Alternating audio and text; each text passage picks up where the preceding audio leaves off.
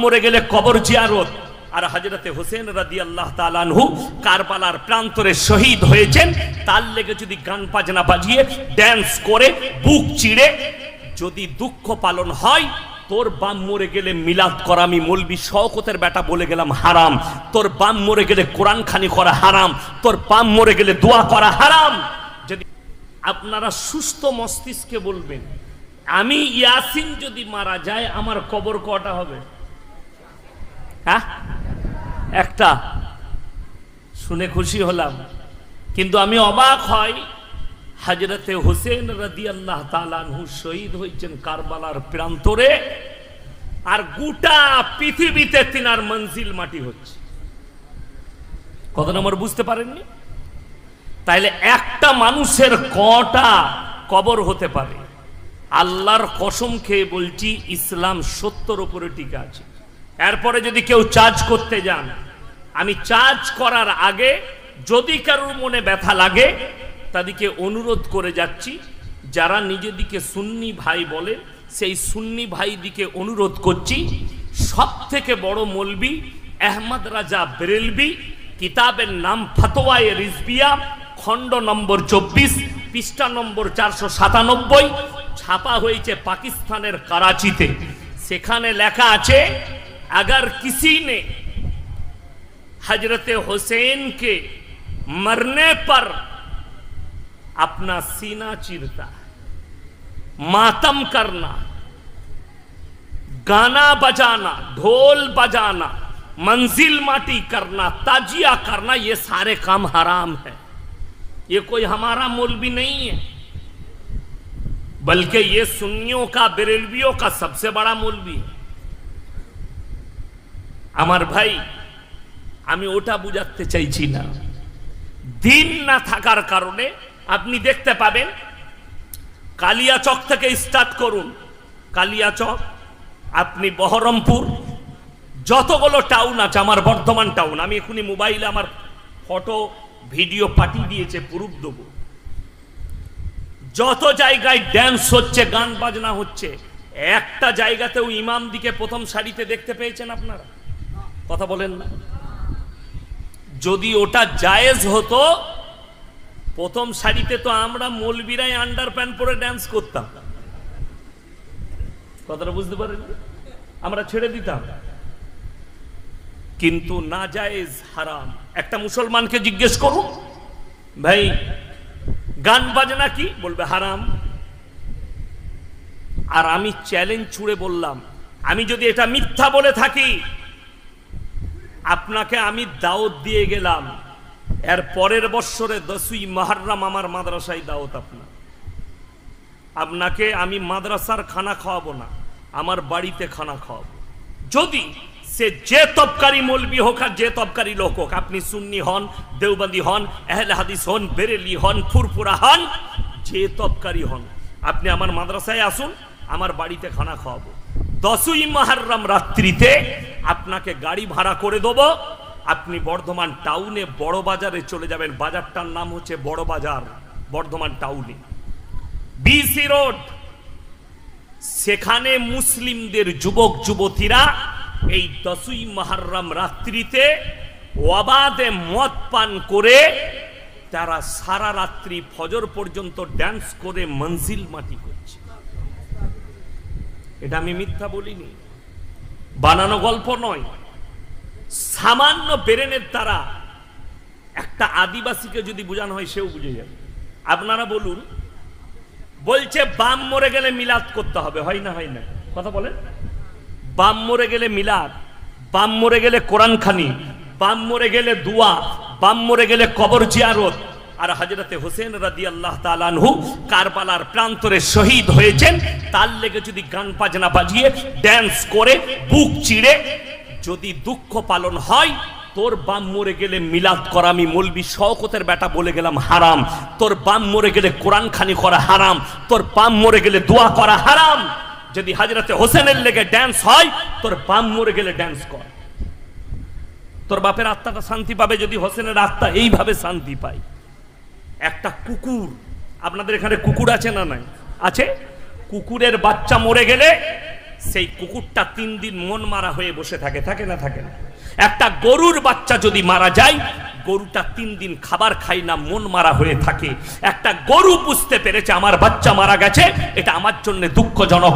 একটা কুকুর বুঝতে পেরেছে এটা আমার বাচ্চা মারা গেছে, এটা আমার জন্য বড় দুঃখের যে আমার সন্তান মারা গেছে। এই হারামখোর দিকে কে বুঝাবে যে হযরতে হোসেন শুধু আল্লাহর নবী নওয়াজে নয়, জলিলুল কদর সাহাবী, দুনিয়া থেকে বিদায় নিচ্ছেন, কারবালার প্রান্তরে শহীদ হয়েছেন। কি করছে এটা? এই লাইভ বন্ধ কর, রেকর্ডিং করো। হযরতে হোসেন রাদিয়াল্লাহু তাআলা আনহু শহীদ হলেন, তার লেগে ড্যান্স, গান, বাজনা, নাচ করা দিয়ে দুঃখ পালন। অবাক লাগে কি জানেন? কালকেই আমার বাজার গলসি থানা, একজন, আমি বাজারে গেছি আমার মেয়ের জন্য একটা জিনিস কিনতে, তো একজন বলছে হুজুর আপনারা বেশ আল্লাহওয়ালা হতে পারেন না। কেন বলবেন? কেন বললে এই জন্যে যে আপনারা কি আগুনের ওপরে মুসল্লা বিছিয়ে নামাজ পড়তে পারবেন? আমি বললাম না, আমি তো অনেক নগণ্য মানুষ, গুনাহগার। আমার পরে যিনি দারুল উলুম দেওবন্দের উস্তাদ আসবেন, उनके जिज्ञेस करबेन हजरत आप तो दारुल उलूम के उस्ताद हैं और इतने बुजुर्ग हैं आप, और आप हदीस भी पढ़ाते हैं, आप अपने जिंदगी में कभी और पूरे दारुल उलूम देवबंद के कोई भी मुहद्दिस ऐसे हैं जो आग के ऊपर मसल्ला बिछा कर नमाज पढ़ ली? আমাকে বলছে তোমরা কি পারবে আগুনের উপরে মুসল্লা বিছিয়ে নামাজ পড়তে? আমরা কেন? বলে মুর্শিদাবাদ থেকে এমন একজন আল্লাহর ওলি এসেছে, সে মুসল্লা বিছিয়ে আগুনের উপরে নামাজ পড়ছে। আমি বললাম আগুনের উপরে নামাজ পড়া যাবে মুসল্লা বিছিয়ে? শোন কখন? বলে কখন? আমি বললাম যখন গাঁজা খাবে তখন। কথাটা বুঝতে পারেননি? কখন? দেখছেন এই ইলম না থাকার কারণে কোথায় সুবহানাল্লাহ বলতে হয় ওটাও জানে না, নাউজুবিল্লাহ বলেন। বড় দুঃখের বিষয়, গাঁজা মদ খেতে হয় তবে আগুনের ওপরে চলা যায়, তবে আগুনের ওপরে মুসল্লা বিছিয়ে নামাজ পড়া যায়। যারা বুক চিড়ছে, যারা আগুনের ওপরে চলছে, যারা পিঠ চিড়ছে, এটা তো এক শ্রেণীর সম্প্রদায় শিয়া, যাদেরকে গোটা পৃথিবীর উলামারা ইসলাম থেকে খারিজ করে রেখেছে।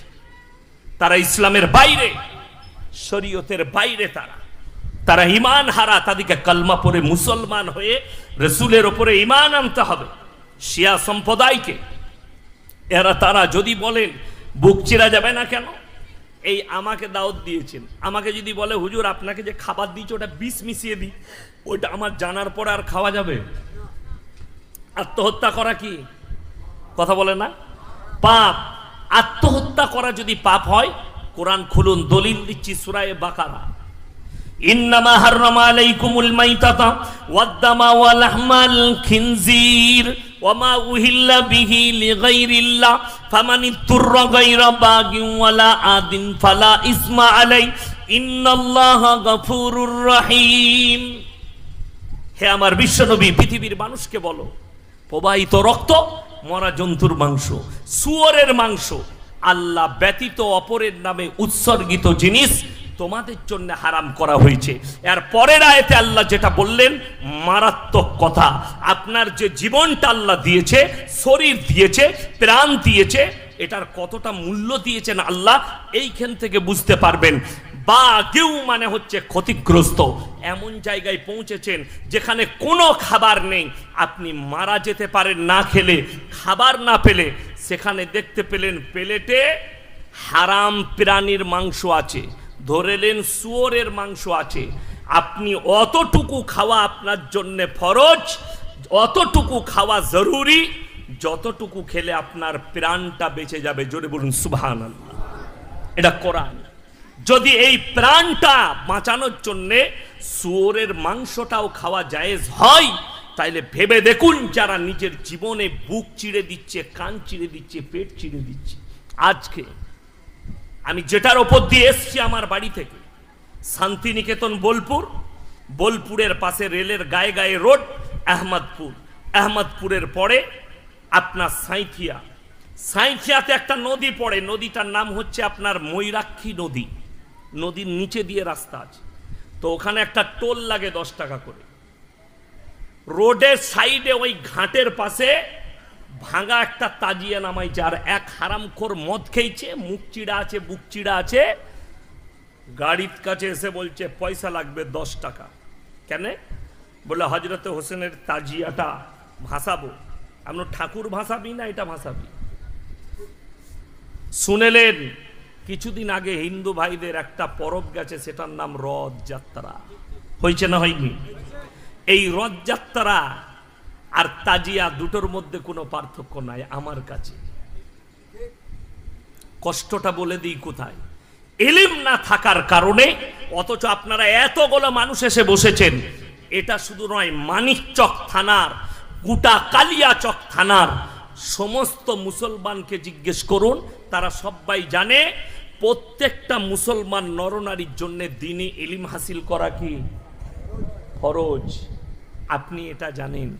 এখন যদি সমীক্ষা করি, 98% মুসলমানের কাছে দ্বীনি ইলম নাই। ঠিক বললাম না ভুল বললাম? একদম বাস্তব কথা, নেই। ওই জন্যে মুসলমান আজকে পদে পদে মার খাচ্ছে। না এদের কাছে দুনিয়াবি শিক্ষা, না এদের কাছে দ্বীনি শিক্ষা, এদের কাছে এডুকেশন নাই, না এদের কোনো মাথা আছে। এদের মাথা কি? এদের মাথা হচ্ছে বোম, এদের মাথা হচ্ছে বন্দুক, এদের মাথা হচ্ছে লাঠি, এদের মাথা হচ্ছে একটা মাতাল, এদের মাথা হচ্ছে একটা উগ্র লোক যে মানুষকে লাঠি দিয়ে মারামারি করায়। তুমি যদি তোমার মাথা ইমামকে ভেবে নিতে, তোমার মাথা যদি কোনো শিক্ষিত লোককে করতে, তোমাদের এই হাল হতো না। আজকে বড় কষ্ট লাগে, দুঃখ লাগে। হাওড়া ডিস্ট্রিক্টের কথা বলছি, মুসলমান যুবকরা, মুসলমানদের হালতটা বলে দিই। আমার যারা যুবক ভাই আছেন তারা ভালো করে শুনবেন। মুসলিমরা অভিযোগ করছে, হাওড়া জেলা, জায়গার নাম বলবো না, রেকর্ডিং হচ্ছে, কালকে ফেসবুক ইউটিউবে যাবে, তারা গালি দিবে, কিন্তু বাস্তব সত্য বলছি। হিন্দু ভাইরা ঠাকুর ভাসাতে যাচ্ছে। আমরা যে দেশটা বাস করছি সেকুলার দেশ, হিন্দু মুসলিম সব একসাথে সাথে বসবাস করি। তারা ঠাকুর ভাসাতে যাচ্ছে মসজিদের পাশ দিয়ে, ডিজে বাজিয়েছে, গান বাজিয়েছে, ড্যান্স করতে করতে গেছে। আপনি থানায় গিয়ে অভিযোগ করলেন যে স্যার আমাদের নামাজের ক্ষতি হয়েছে, আমাদের ইমানের ক্ষতি হয়েছে। কেন? মসজিদের পাশ দিয়ে ডিজে বাজিয়ে যাচ্ছে। এটাতে যদি নামাজের ক্ষতি হয়, এটাতে যদি ইমানের ক্ষতি হয়, যারা মহরমে কালিয়াচকে মসজিদের পাশে ড্যান্স করছে, এটাতে তোমার ইমান মজবুত হলো?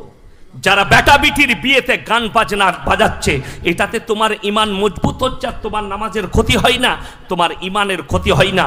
হাওড়া জেলায় সলম মোড় থেকে এমন কোন গ্রামটা নাই, পাড়াটা নেই, ঈদের দিনে হারামখোর মুসলিম যুবকরা ডিজে বাজাচ্ছে। আমার বর্ধমান টাউনের কথা বলছি, কম বেশি 50টা, 40 থেকে 50টা মসজিদ আছে।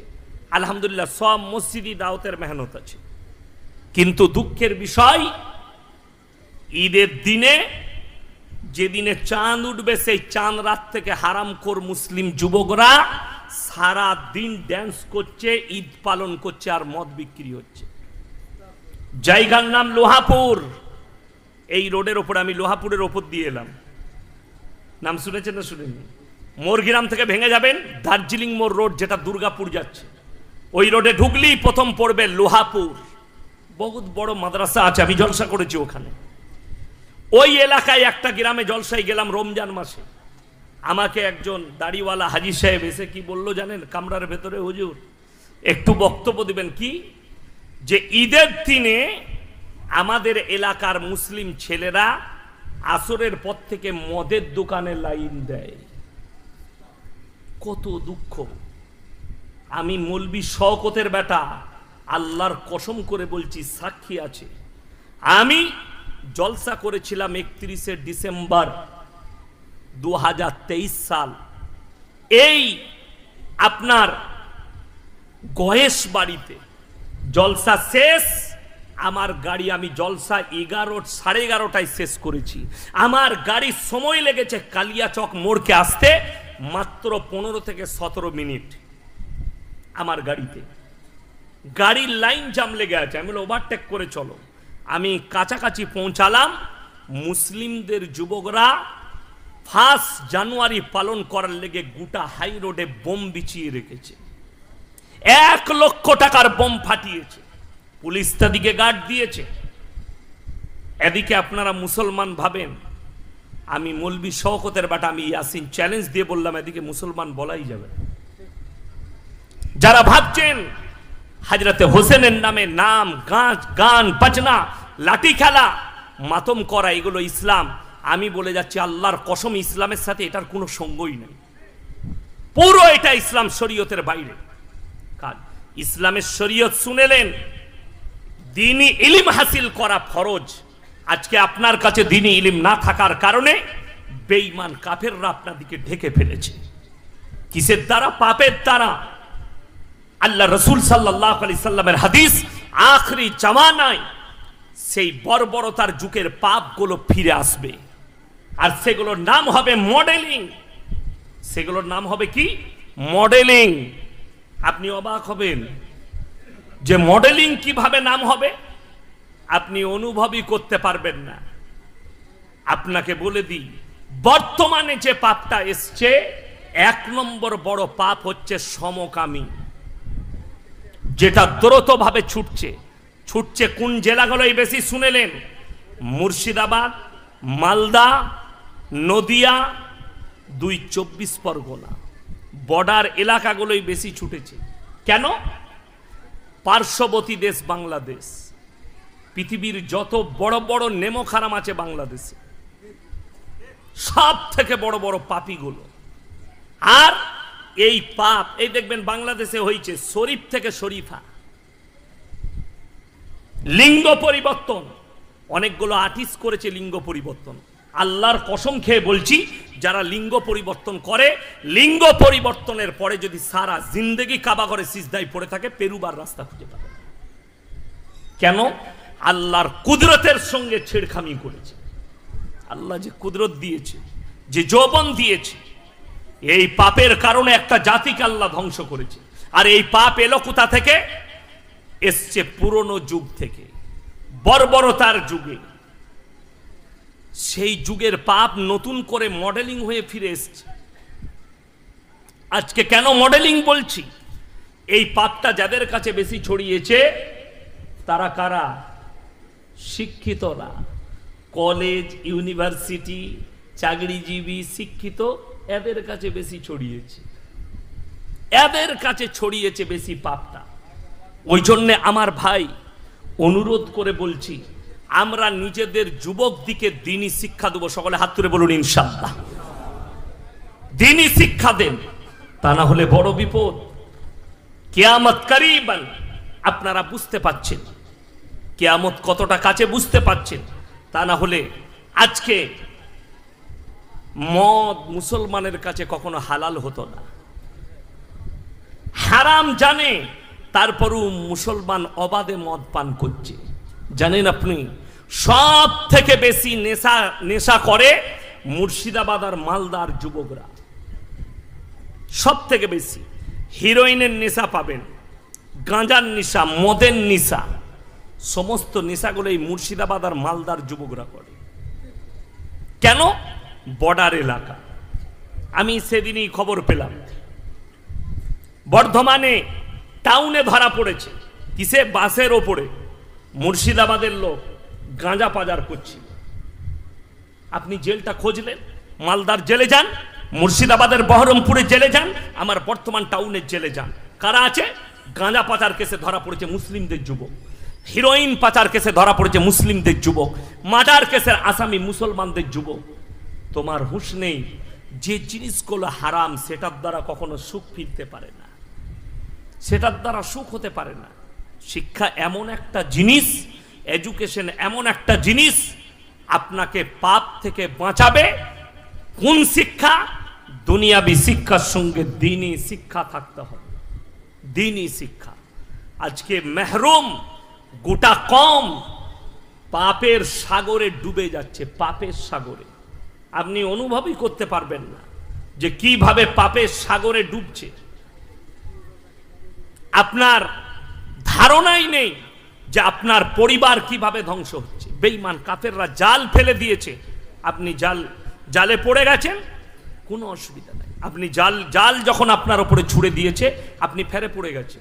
কেন? আমাদের কম ডুবে গেছে সেই জায়গায়। এরা আলেমদের থেকে বেশি আওয়ামের উপরে ভরসা করতে লেগেছে, সাধারণের উপরে ভরসা করতে লেগেছে। শুনেলেন আল্লাহ নবী জানাবে মুহাম্মাদুর রাসূলুল্লাহ, সকলে বলুন সাল্লাল্লাহু আলাইহি ওয়াসাল্লাম, হাদিস বর্ণনা করলেন, হে আমার সাহাবীরা শোনো, কিয়ামতের আলামত বুঝতে পারবে তখন যখন আলেমদিকে মানুষ বেইজ্জতি করবে, আলেমদের কাছ থেকে সম্পর্ক ছিন্ন হবে, তখন জানবে কিয়ামত কাছে এসেছে। আর মানুষ হারামটাকে হালাল বলে অ্যাকসেপ্ট করে নেবে, বা দিনটাকে দিন বলে অ্যাকসেপ্ট করবে। আজকে আপনি দেখে নেন, গান বাজনা, মদ, হোটেল, মেয়ে পাচি, পরকিয়া, সবগুলো আমাদের বাড়িতে ঢুকে গেল। তার কারণ একটাই, বাড়িতে নামাজ নাই, বাড়িতে দিনদারি নাই। আপনি দিন কি বুঝেছেন? আমি সেদিনে একটা ছেলেকে জিজ্ঞেস করলাম, কত বয়স হলো? বললে আমার 32 বছর। কটা ছেলে পিলে? বলে হুজুর বিয়ে হয়নি। কেন রে? বললে আমার বাপ বলেছে, বাপ মা বলছে নিজের পায়ে দাঁড়া তারপরে বিয়ে করবি। আমরা তোরা জীবনে ছেলে হবে না। কথাটা বুঝতে পারেন? এই বাম্মা গুলো হচ্ছে পাপী বাম্মা, যারা বলে তুমি নিজের পায়ে দাঁড়াও তারপরে বিয়ে করবে। যুবকরা শুনে নাও, যদি ছেলের উপযুক্ত বয়স হয় আর বাবা মা যদি বিয়ে না দেয়, সেই ছেলের জন্য উচিত নিজের পছন্দ মতো মেয়ে দেখে বিয়ে করে নেওয়া। এটা আমি মৌলবি শওকতের বাটা ফতোয়া দিয়ে গেলাম। যদি আমার এই ফতোয়াটা কেউ কেটে দেয়, সেই মৌলবির জুতোর মালা পরবো আমি স্টেজে বসে। উপযুক্ত বয়সে, আজকে শুনেলেন, আপনি খবর নেন, বেশিরভাগ যুবক উপযুক্ত বয়সে বিবাহ না দেওয়ার কারণে তারা পরকীয়ায় আর জিনায় লিপ্ত হয়েছে, তারা হস্তমৈথনে লিপ্ত হয়ে আছে, তারা নিজেদের যৌবনকে নষ্ট করছে। আর এই বাবা মা বসে বসে তামাশা দেখছে, বলছে নিজের পায়ে দাঁড়াতে হবে। আমি মৌলবি শওকতের বেটা বলি, আমার যখন আমার আব্বাজি বিয়ে দিয়েছে, আমার তখন মাদ্রাসায় বেতন ছিল 2100 টাকা। কত বললাম? 2100। বইয়ের শাড়ি আর ব্লাউজ কিনতে 2100 টাকা শেষ হয়ে যাবে, হবে না? হবে না? 2100 টাকা। আমার আব্বাজি বললে, আমি বললাম আরো কিছুদিন চাকরি করি, মাইনে বাড়ুক। আমার আব্বাজি কি বললে জানেন? রুজির মালিক আল্লাহ। সকলে জোরে বলুন সুবহানাল্লাহ। রুজির মালিক আল্লাহ, ছেলেকে বিয়ে দাও, রুজি আল্লাহ মাপবে। যারা মনে করেন যে কোনো কাজে লাগুক, আরে বিয়ে করুন, আল্লাহ তাআলা তো কারু জরিয়ায় কেউ কে আল্লাহ রুজি দান করে না? করে না? যারা মনে করছেন এই যে জালসা করেছে, জালসায় শুধু বক্তারা পয়সা নিয়ে চলে যায়, শুধু বক্তারা পয়সা নিয়ে যাচ্ছে, প্যান্ডেলওয়ালা পয়সা পাবে, এখানে যারা কর্মচারী কাজ করবে তারা পাবে, আমাদের জলসা রেকর্ডিং করতে এসছে ইউটিউবাররা, এদেরও কিছু ইনকাম হবে। কত লোকের, একটা মানুষের মাধ্যমে দ্বারা বহু মানুষের সংসারে আল্লাহ রুজি দিয়ে দেয়, আপনি অনুভব করতে পারবেন না। রুজির মালিক আল্লাহ। মুসলমান আজকে হারাম পথে কেন ছুটছে? এই যেমন আমাদের দেশে এখন নিয়ম হয়ে গেছে, পয়সা নাই, 20,000 রোজগার করছে, বলছে বরকত পাওয়া যাচ্ছে না, সংসার চলছে না। বলে না মানুষ? 20,000 আর সংসার চলে, দিয়ে বউকে বলছে রাস্তায় বেরিয়ে বন্ধন লোন লে, না হলে গ্রুপ লোন লে। কষ্ট লাগে। তুমি বলছো 20,000 রোজগারে আমার সংসার চলছে না। আর অবাক লাগে, একটা ইমামের 5,000 10,000 বেতনে তার সংসার চলে যাচ্ছে। ইমাম কোনোদিন বলে না যে আমার সংসার চলছে না। জোরে বলুন না সুবহানাল্লাহ। তার কারণগুলো বলে দেবো আপনাকে, তার কারণ শুনলে আপনার দিমাগ ফেটে যাবে। যারা মনে করছেন যে হায় হায় ইনকাম নাই, খাবো কি, 10,000-এ কখনো সংসার চলে, 20,000-এ সংসার চলে, শুনেলেন আমাদের মতো মৌলবি নয়, একটা সাধারণ ফিল্মের আর্টিস্ট, তার নাম হচ্ছে জাভেদ জাফরি। যদিও আমি তাদেরকে পছন্দ করি না, মন থেকে ঘৃণা করি। সে একটা কনফারেন্স করছে, সেখানে অনেক যুবক আছে, হিন্দু মুসলিম খ্রিস্টান সব আছে। তো একটা মুসলমান যুবক বললে যে স্যার মেরা এক সওয়াল থা। क्या सवाल है तुम्हारा? बोले आज पूरे दुनिया के लोग दुनिया के पीछे भाग रही है, इसके बारे में कुछ कहो, कुछ बोल दीजिए। तो তিনি জিজ্ঞেস করলেন तुम कौन से धर्म से हो? बोले मैं मुसलमान हूं। कि उत्तर दिले जाने, ये मुसलमान तू दुनिया के पीछे मत भाग, तू 1400 साल पीछे चला जा, दुनिया तेरे पीछे भागेगी। जोरे बोलুন সুবহান আল্লাহ। মুসলমান তুমি 1400 বছর পেছনে রাসূল আকরাম সাল্লাল্লাহু আলাইহি সাল্লামের জীবন আদর্শের উপরে কোরআন আর হাদিসের মতো জীবন যাপন করো, দুনিয়া তোমার পেছনে ছুটবে। আজকে উলামারা আমরা দুনিয়ার পেছনে ছুটিনি, আল্লাহ দুনিয়াকে আমাদের পেছনে ছুট করিয়েছে। 5ই আগস্ট আমার মুম্বাই সফর আছে। একজন খবর পেয়েছে আমার বন্ধু, বললে ভাই আমার বাড়িতে একদিন খেতেই হবে। আমি বললাম থাকলে খাবো, থাকলে খাবো। বললে দামি হোটেলে নিয়ে যাব। আমরা এই তো আল্লাহর কৃপা, আমাদেরকে আল্লাহ কোটি টাকা ব্যাংক ব্যালেন্স দেয়নি, ধনী করেনি, কিন্তু রসুলের হাদিস শুনেলেন যারা আল্লাহর রাস্তায় দিনের পথে থাকবে আল্লাহ মৃত্যুকাল পর্যন্ত তাদেরকে ইজ্জতের রুজি দান করবেন। জোরে বলুন সুবহানাল্লাহ। ইজ্জতের রুজি দান করবেন। আজকে মুসলমান কার উপরে বিশ্বাস করতে লেগেছে? আল্লাহর সৃষ্টির উপরে, আল্লাহর উপরে নয়, তার সৃষ্টি করা বস্তুর উপরে বিশ্বাস করতে লেগেছে। আমি কালকে ফুরফুরান মাটিতে ছিলাম, চ্যালেঞ্জ ছুড়ে বলে এসেছি, দাদা হুজুরের একটা কল বার করে দেখাও। দাদা হুজুর পীর কেবলা রহমতুল্লাহ আলাইহি তিনি বলে গিয়েছেন, তিনার ওসিয়তনামায় লেখা আছে মেয়েদের মাজারে যাওয়া তো দূরের কথা, নিয়ত করাটাও হারাম। কে লিখেছে? দাদা হুজুর পীর কেবলা রহমতুল্লাহ আলাইহি, ফুরফুরার মুজাদ্দিদে জামান আহমদ রাজা বেরেলভি ফতোয়ায়ে রিজভিয়ায় লিখেছে মেয়েদের মাজারে যাওয়া তো দূরের কথা, নিয়ত করাটাও হারাম। চলুন আপনি আমাদের দেশে পাথর চাবড়িতে দেখিয়ে দেবো কতগুলো মেয়ে সিজদা দিচ্ছে, আজমিরে দেখিয়ে দেবো কতগুলো মেয়ে সিজদায় পড়ে আছে। বড় কষ্ট লাগে এই নারীদের প্রতি যারা জাহান্নামের পথ নিজেরা বেছে নিচ্ছে। আমি চ্যালেঞ্জ ছুড়ে গেলাম, যেদিনে আপনার এই জায়গায় ডাকবেন আমি মৌলবি শওকতের বেটা হাজির হয়ে যাব। আর যদি বলেন এখানে হবে না, মালদা সুজাপুরে ডেট করব, ডাকেন, খালি প্রমাণ করিয়ে দিবে যে মাজারে মেয়েদের জন্য সিজদা দেওয়া জায়েজ আছে। একটা প্রমাণ দেন। খাজা মঈনুদ্দিন চিশতি রহমতুল্লাহ আলাইহি তিনি তিনার কিতাবে লিখে গিয়েছেন, আমি মরে যাওয়ার পরে আমার মাজারে চাদর চড়াবি, আমার মাজারে সিজদা দিবি, আমার মাজারের পাশে এসে আমার কাছে ভালো মন্দ চাইবি। আমি মৌলবি শওকতের বেটা জীবনে আর সমাজকে মুখ দেখাবো না, আমি মাদ্রাসায় বসে ক্লাস করব। এটা আমার চ্যালেঞ্জ। খালি প্রমাণ করান, এক্ষুনি নিয়ে আসুন। কোনো মৌলবি থাকলে তিনি কিতাবটা খুলে দেখিয়ে দিবেন এটা খাজা মঈনুদ্দিন চিশতি রহমতুল্লাহ আলাইহির হাতের লেখা কিতাব, তিনার লেখা ওসিয়ত, কিংবা দাদা হুজুর পীর কেবলা রহমতুল্লাহ আলাইহির ওসিয়ত একটা বার করে দিবে। আমি মৌলবি শওকতের বেটা জীবনে আর বক্তব্য দেব না। তিনারা নিজের জীবনীতে এটা লিখে যাইবে, কিন্তু মানুষ গিয়ে সেখানে সিজদা করছে। আমার বর্তমানে আসুন, আপনাকে দেখিয়ে দেবো মাজারে বসে তাবিজ লেখছে, হারাম করে এক ওয়াক্তের নামাজ পড়ে না, এমনকি জুম্মাটা পর্যন্ত পড়ে না। কালকে কি বার আছে? জুম্মার দিন, শুক্রবার। আমরা সকলে জুম্মা নামাজ পড়বো, জোরে বলুন ইনশাআল্লাহ। আমার ভাই আপনি আমার গাড়িতে চলুন, আমি ট্রেনে এসিতে টিকিট কেটে দেবো আপনাকে। সকালে কাঞ্চনজঙ্ঘায় চাপিয়ে দেবো, না হলে বিকালে সরাইঘাট এক্সপ্রেসে চাপাবো আপনাকে। কিন্তু আমি চ্যালেঞ্জ দিয়ে গেলাম, আমি মাজারে নিয়ে গিয়ে লোকটাকে আঙ্গুল বাড়িয়ে দেখিয়ে দেবো, এই লোকটা দেখুন জীবনে নামাজ পড়ে না, জীবনে রোজা রাখে না, জীবনে কোনোদিন মসজিদের মুখ দেখেনি, অথচ মাজারে বসে সেই লোক তাবিজ লিখছে। আমার আব্বার ফোন নম্বর যাদের আছে জিজ্ঞেস করবেন। আমরা বাপ বেটা একটা জলসায় ছিলাম, বর্তমানে জায়গাটার নাম হচ্ছে রায়না থানা। শ্যামসুন্দর মসজিদ, মসজিদের পাশে একটা শেওড়া গাছ, শেওড়া গাছের তলায় বাউল বুষ্টমের মতো চুল বসে তাবিজ লিখছে। মাগরিবের নামাজ জামাতে পড়লাম, আমি এখানে এসে জামাত পেলাম, এশার নামাজ জামাতে পড়লাম।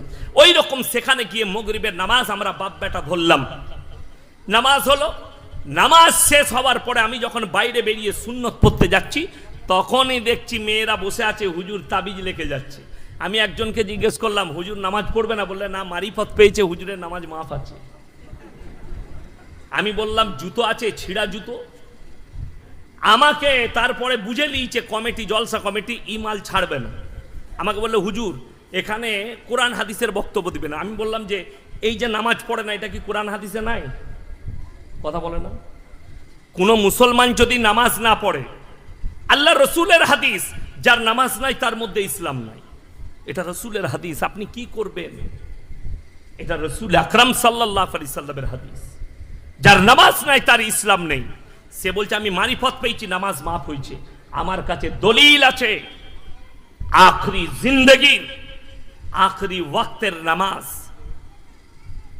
সরকার আলম জনাবে মুহাম্মদুর রাসূলুল্লাহ, সকলে বলুন সাল্লাল্লাহু আলাইহি ওয়াসাল্লাম, তিনি দুজন সাহাবীর কাঁধে হাত রাখলেন, পাগুলো ছেঁচুড়ে ছেঁচুড়ে নিয়ে গিয়ে মসজিদে নববীতে দাঁড় করালেন। নবীজির নামাজ তাও মাফ হয়নি, অথচ হারামখোর বসে তাবিজ লিখছে, বলছে মারিফত পেয়েছি, নামাজ মাফ হয়েছে। মক্কা থেকে এখানে হাজী সাহেব কে আছেন? হাত তুলেন। পানি ঢালেন তো, পানি দেন। হাজী সাহেব কে আছেন? হাত তুলেন তাড়াতাড়ি। হাজী সাহেব কে কে আছেন? একটা। আর কেউ? উমরা করে এসছেন? হাত তুলেন, জোরে হাত তুলেন একটু। মাশাআল্লাহ, দুটো। সামনেই দুজনকে পেয়েছি। মক্কা থেকে মদিনা 430 থেকে 470 কিলোমিটার রাস্তা, যেটা আমার শোনা কথা বলছি। আমার আব্বাজি হজে গেছেন, আমি জানি। 430 থেকে 470 কিলোমিটার রাস্তা, একটাও মাজার নাই। আমার বাড়ি থেকে আপনার এখানে 271 কিলোমিটার রাস্তা হলো, 271,000-এর বেশি মাজার আছে। ঠিক বললাম না ভুল বললাম? ইমানদারির সঙ্গে বলুন, আমি কিন্তু পীর বিরোধী নয়। যারা মনে করেন পীর বিরোধী তারা ভুল। আমার পীর হচ্ছে আমার আব্বাজি। আমি পীর বিরোধী মৌলবি নয়, আমি সিস্টেম বিরোধী মৌলবি। তোমার সিস্টেম ভুল, আমি তোমার বিরোধী। তুমি আমাকে যত গালি দিবে দাও, বিসমিল্লাহ, আলহামদুলিল্লাহ, যা বলবে বলো, আমি তোমার বিরোধী। 2 মাস আগে আমি আসছিলাম রায়গঞ্জের কাছে, কালিয়াগঞ্জে আমার জলসা ছিল। কোরবানির 1 মাস আগে, ঈদের পরে পরে আমার গাড়ি আটকালো কোথায়? ঠিক